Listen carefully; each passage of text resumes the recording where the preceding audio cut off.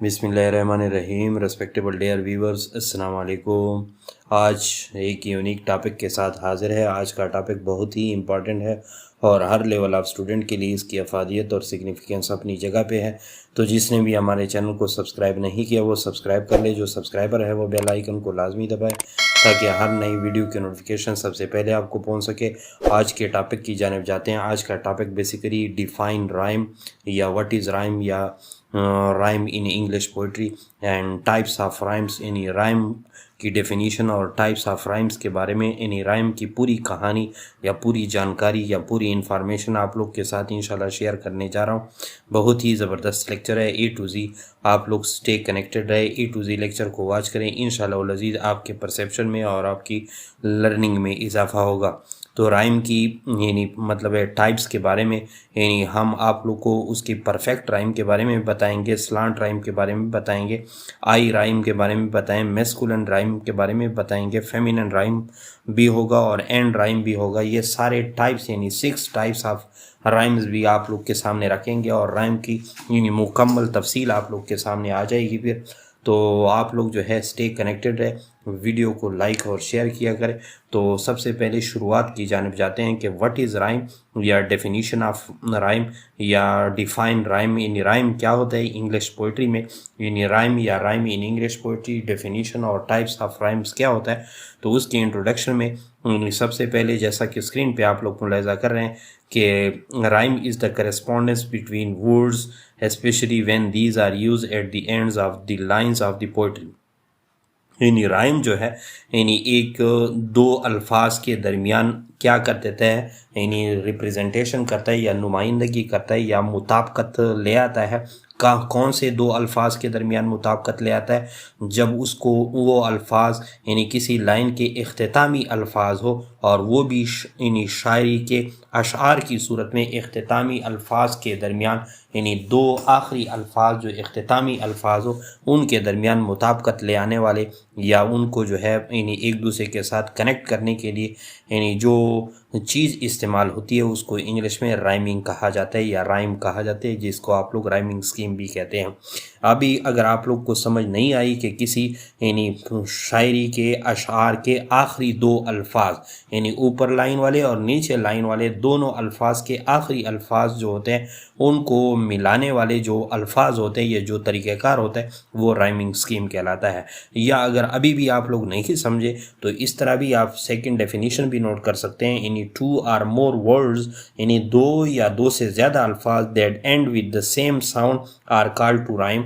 यानी जो दो या दो से ज़्यादा अल्फाज जो फ़िक्रे या लाइन यानी जो लाइन मतलब है शेर के यानी किसी भी शेर के यानी एक ही लाइन के इख्तिताम पे सेम साउंड वाले अल्फाज हो, यानी दो अल्फाज एक ही आवाज़ निकालें या दो से ज़्यादा अल्फाज एक ही आवाज़ निकालें किसी यानी लाइन यानी शेर के आखिरी यानी मिसरे या आखिरी यानी हिस्से में यानी कोई लफ्ज़ दो अल्फाज या दो से ज़्यादा अल्फाज एक ही आवाज़ निकाले यानी एक ही साउंड निकाले, तो उसकी इसी साउंड को और उसकी इस साउंड के यानी एनालॉजी को या यकसानियत को हम इंग्लिश में क्या कहते हैं या इंग्लिश लिटरेचर में या इंग्लिश पोइट्री में क्या कहते हैं, यानी उसको राइम कहा जाता है।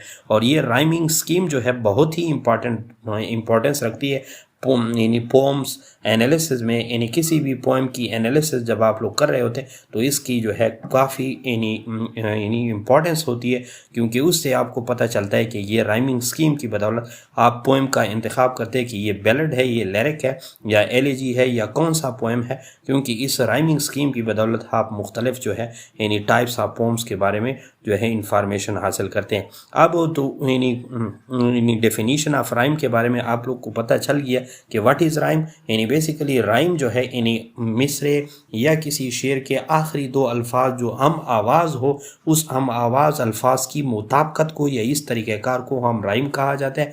फॉर एग्ज़ाम्पल जिस तरह छोटे बच्चे या किड्स के यानी बुक्स में twinkle twinkle little star how I wonder what you are, अब यहाँ पे यानी पहले लाइन में स्टोर यानी और स्टोर यानी ए आर जो है ये जो आवाज़ देता है और यू आर यानी यहाँ पे जो यानी वहाँ स्टार में ए आर की जो आवाज़ निकलती है और यहाँ पे यू आर में जो ए आर की आवाज़ निकलती है, तो ये सेम साउंड है। तो इस किस्म की जो सिमिलरिटी ऑफ साउंड्स होता है, इसको हम राइमिंग स्कीम करते हैं, कि राइमिंग स्कीम कहा जाता है। इसकी अलहदा इंशाअल्लाह अज़ीज़ एक लेक्चर कि कैसे राइमिंग स्कीम फिर मालूम की जाती है, उस पर अलहदा लेक्चर होगा।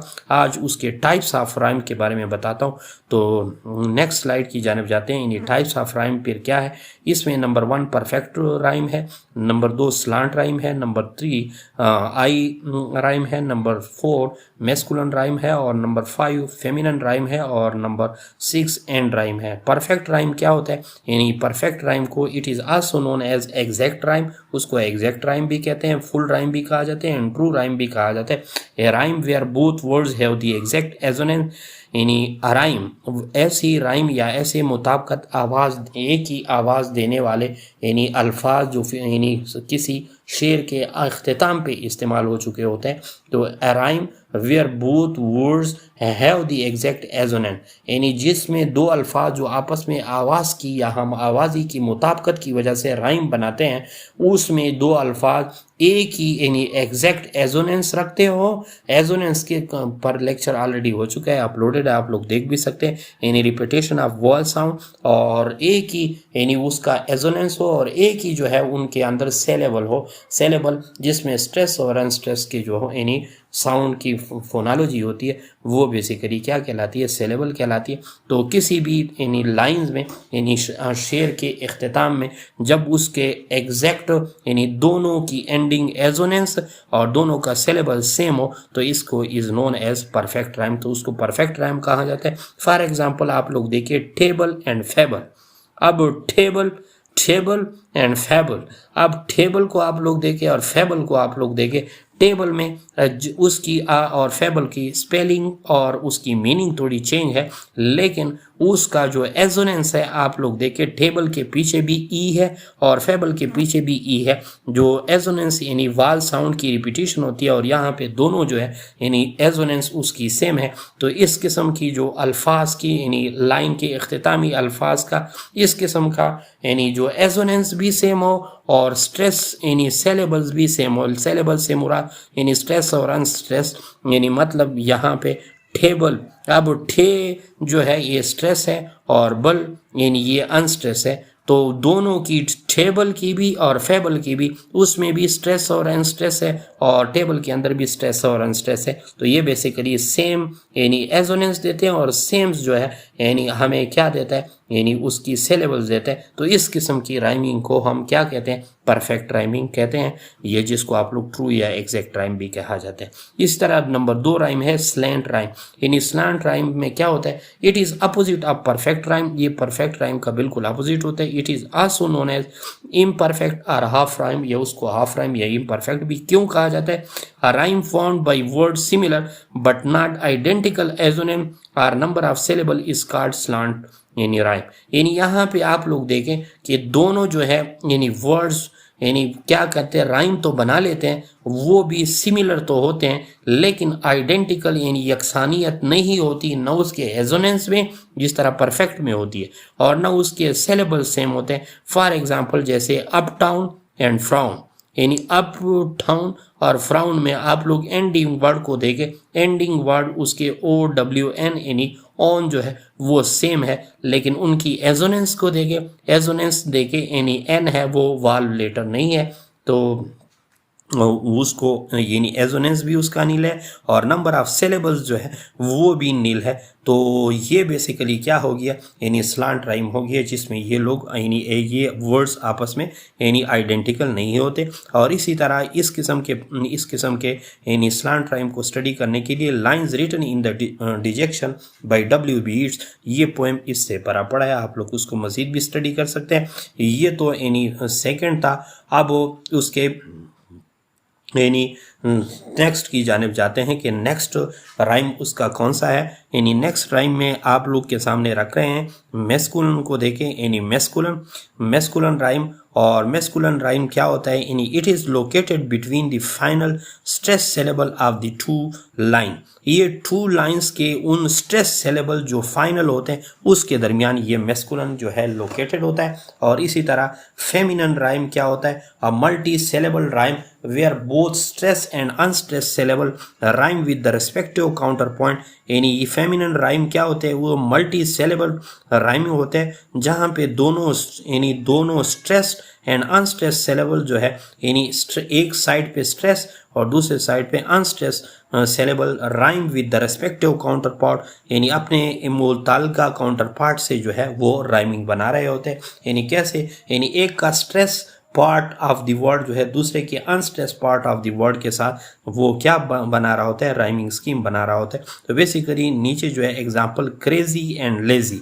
अब क्रेजी में यानी CRA जो है यानी क्रेजी। अब क्रे जो है वो स्ट्रेस है और जी जो है वो अनस्ट्रेस है। तो क्रेजी का यानी जो स्ट्रेस पार्ट है वो CRA यानी क्रे, और लेजी का जो अनस्ट्रेस पार्ट है वो ZY है।